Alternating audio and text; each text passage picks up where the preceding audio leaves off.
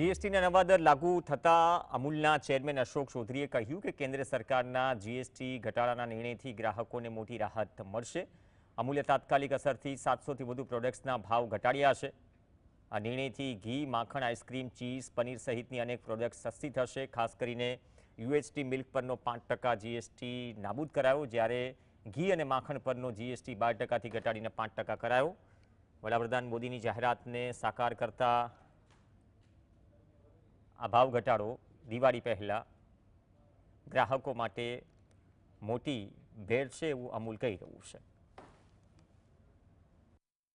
જે પ્રોડક્ટ હતી એના પર જીએસટી લાગતો હતો એની અંદર યુએસટી મિલ્કની અંદર 5% જીએસટી હતો એ નાબૂદ કર્યો છે।